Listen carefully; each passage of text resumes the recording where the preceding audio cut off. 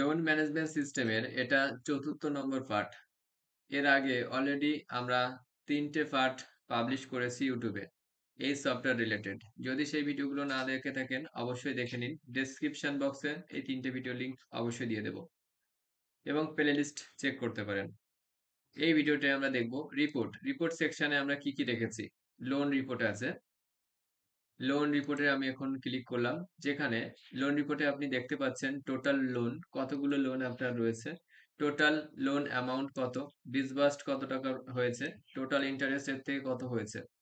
আমরা চাইলে start date এবং এন্ড ডেট অনুযায়ীও ফিল্টার করতে পারি, ব্রাঞ্চ অনুযায়ীও ফিল্টার করতে পারি, দেখতে পারি তাদের loan by status, loan by branch, এগুলো রিসেন্ট লোন অ্যাক্টিভিটি আমরা এখানে দেখতে পাবো, যেগুলো লোন টাইপ আপনি শো করছে, ইএমআই নাকি simple loan.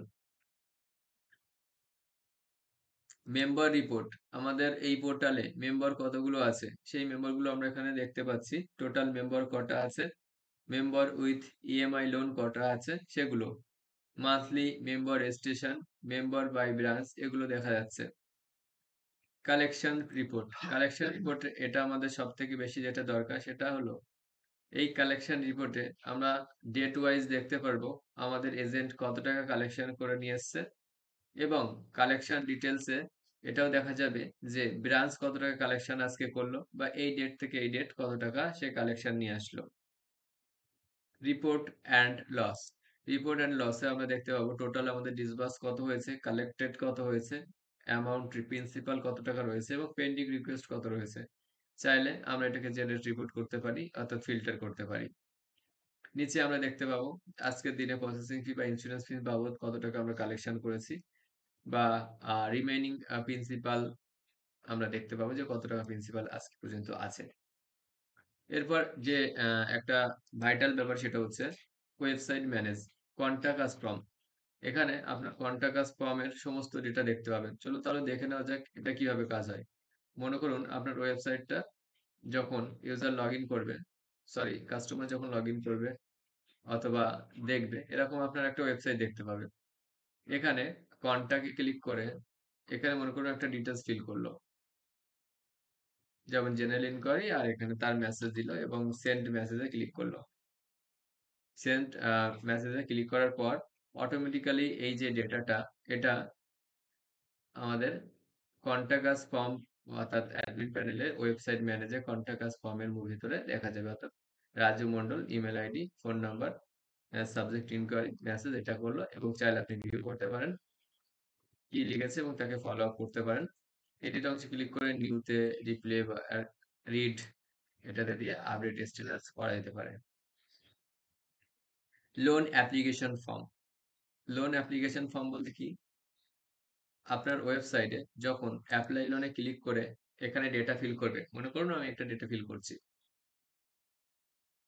Date of birth, address, branch, কোন ব্রাঞ্চের আন্ডারে করবে, মনে করুন main branch, select agent select করলো, এই এজেন্ট সিলেক্ট করলো, এই এজেন্টের প্যানেলও এই লিডটা শো করবে, আর অ্যাডমিন প্যানেলে তো লিড শো করবে সবই।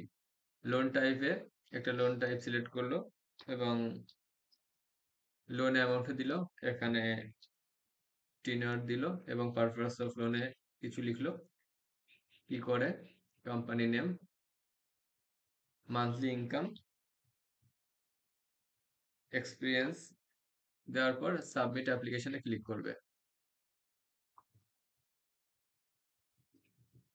ক্লিক করার পর থ্যাংক ইউ দেখাবে এবং এই লিডটা তাদের কাছে চলে যাবে। চলুন তাহলে দেখে নিই এই লিডটা আমাদের কাছে এসছে কিনা।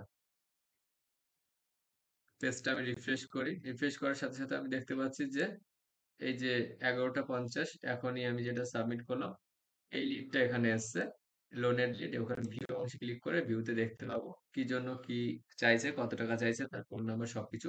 চাইলে আমরা সেটাকে ফলো আপ করতে পারি এবং এডিট অংশে ক্লিক করে নিউটাকে আমরা কোয়ালিফাইড বা কনভার্ট বা এরকম কিছু দিয়ে আপডেট স্ট্যাটাস করতে পারি।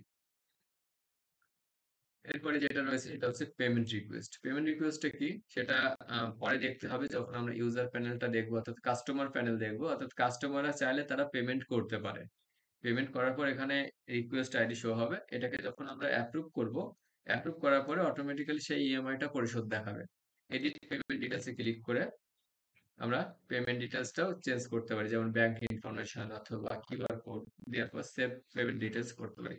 এই যে কিউআর কোড অথবা ব্যাংকের ইনফরমেশন, এটা কাস্টমার প্যানেলে শো করবে এবং সে এটাকে পেমেন্ট করার পর একটা ইউটিআর নাম্বার দিবে। সেই ইউটিআর নাম্বার এখানে ভেরিফাই করবেন এবং সেটাকে অ্যাপ্রুভ করে দিলে তার একটা পেমেন্ট বা দুটো পেমেন্ট যেটাই দিক সেটা তার কমপ্লিট হয়ে যাবে। এটা ইএমআই বেসও হতে পারে অথবা সিম্পল বেসও হতে পারে। এরপরে আমরা দেখছি যে সেটিং। সেটিং এ আমরা জেনারেল সেটিং রেখেছি, যেখানে কোম্পানির নাম দিতে হবে, কোম্পানির ইমেল, কোম্পানির ফোন নাম্বার, কোম্পানির অ্যাড্রেস, কোম্পানি যদি প্যান নাম্বার থাকে দিতে পারেন এবং সেটিং এ ক্লিক করতে হবে। ব্যাকআপ এন্ড রিস্টোর আমরা এটা রেখেছি যে ডেটাবেজে আপনি চাইলে ব্যাকআপ করতে পারেন যখন তখন। ক্রিয়েট ব্যাকআপ অংশে ক্লিক করতে হবে, এটাকে আপনি ডাউনলোড করতে পারেন এবং এটাকে এখন বর্তমানে আমি ডিলিট করে দিলাম। তো এভাবে আপনি ব্যাকআপ করতে পারেন। সফটওয়্যারটি যদি আপনাদের প্রয়োজন হয়ে থাকে অবশ্যই আমাদের সাথে যোগাযোগ করুন।